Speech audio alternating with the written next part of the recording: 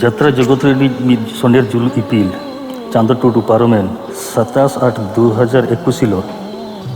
धरतीपुरी माया जाला को कोटा गिडी काते दयागे हानापुरी ते अब कोई बगी चाबा हाटपोना पतिव बांग हिजुक कान रहो नुआगे इखन सर कथा दो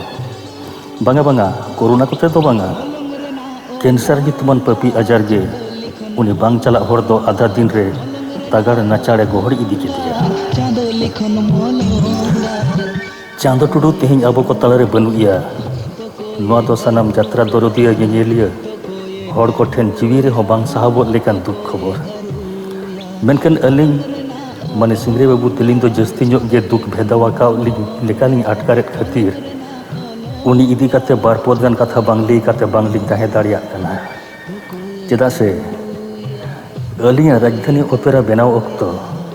जहां जोगधला को ताहे कना उनको को मुद्रे नुई चांदो हो मिट जजिलमा ने ताहे कना राजधानी ओपेरा रेना फेडात खन मेंदो बुनियाद ला खन एतोहब काते टुई मुडियो धबी चांदो बंगा लेका सुर सामंग रे तिंगु केटेज काते दिल दारे एमा हका होतिया तीन रेगली होहो काउदिया उन रेगे आजा सात कमी दड़ बगी काते अलिंगे गोड़वा काउदिया लेतरा गानोआ अकिन जुरीपरी चांदो टुडू प्लस बेटा टुडू बना होड़ जाका गोनोंगान मंदो राजधानी ओपेरा रे ओ हिसाब किन अलाई गिडी लेगा चांदो टुडू होड़ हिसाब ते दो दा लेकान होड़े ताहे कना आजा रोल डांदा जेलेका धूर मुधुरा आचार व्यवहार हो उनका गे जियड़ा और जत्रा रे अभिनय तो बढ़ती कायते चिलिंग मेना निंजेले होड़ को नेला कादे गिया मिट पहटारे नायिकाय ताहे कान रे दोसर पहटारे दो खोल नायिका होय ताहे कना कोड़ाम चटा काते लई गानोआ बानार पाहटा गे इखन बेडल लेकान लासेरान बाडो ही ताहे कना मिट कथे रे लई गानोआ जत्रा जगत रे रंग बेरंग बारो बरन बिलित बालत बिजली बत्ती रंगीन मेलांग की बांग स्टेज तलारे चांदो टुडू nyutuman मिट सोनेर जुलू इपिले ताहे कना निनिलिया होड़ को आजा अभिनय करधनी ते रा होचो लांदा होचो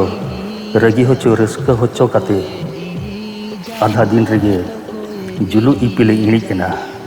चांदो आदो बाय राकापा जायजुग लगे हसुर सरी उतरेना नेस कोना आदो जात्रा पोस्टर रे चांदो nyutum हो बांग ओलोगोआ से चांदो रूप मोहर हो आदो बांग नेलोगोआ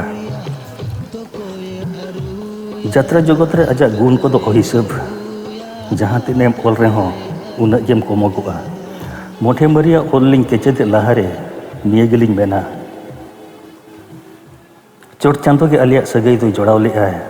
हातोमिया हातोम जहां गेम ताहेन हेके सेके रिस्के रोमज के बड़े ताहे को में बोंगा बुरु को ठेन नेहर हातम तो गोसाई आपे को तलरी सुख संवर के बारे दोह में सकाई पे